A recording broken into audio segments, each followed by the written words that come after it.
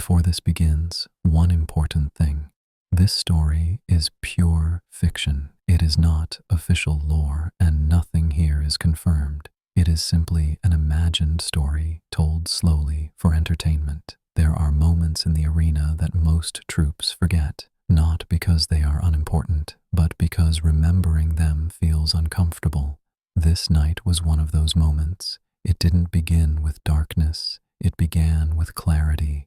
The sky above the arena was clear, the towers fully lit, the river calm and predictable. Everything looked exactly as it should. That was the problem. The knight stood near the bridge, not guarding, not waiting, simply existing in his place. He had stood there countless times before, but this time, the stone beneath his feet felt colder.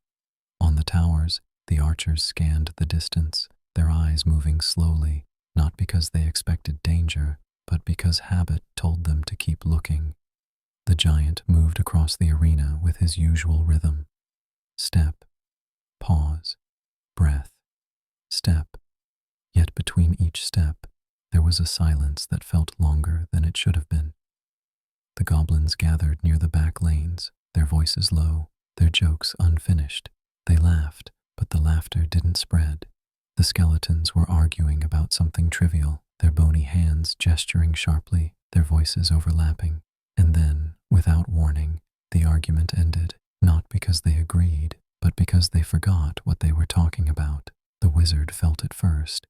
Not magic, not a spell, a tension, as if the air had been pulled slightly tighter, like a string drawn just before it snaps. He looked toward the center of the arena, then toward the towers, then toward the river. Nothing was there. Above them, the minions hovered unevenly, their wings beating slower, as if they were adjusting to a current that wasn't visible. The knight shifted his weight, his armor moved. The sound was real. That reassured him for a moment. Then he realized something else. The arena was listening, not in the way troops listen, but in the way a room listens when someone enters it. The river continued to flow, but its sound echoed longer than before, as if the space around it had stretched. The archers noticed it next, not all at once.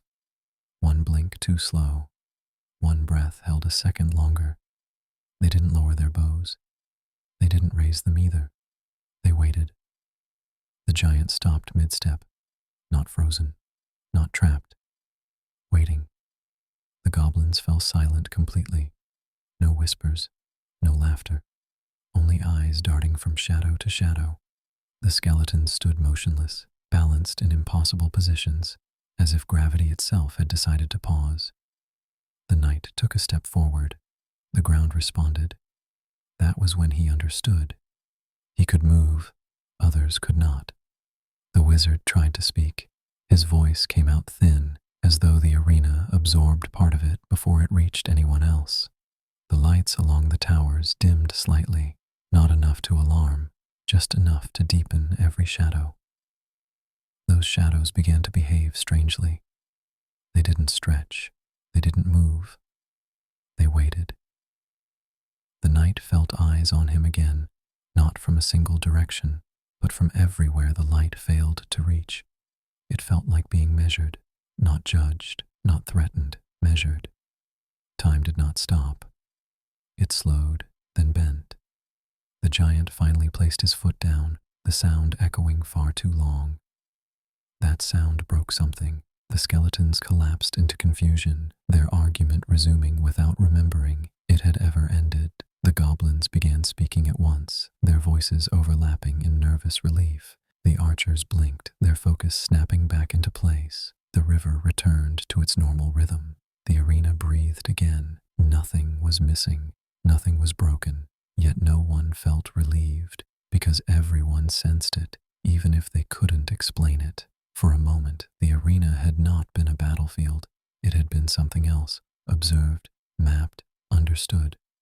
Later, long after the lights dimmed and the towers quieted, no one spoke of what had happened, not because they were ordered not to, but because putting it into words felt dangerous.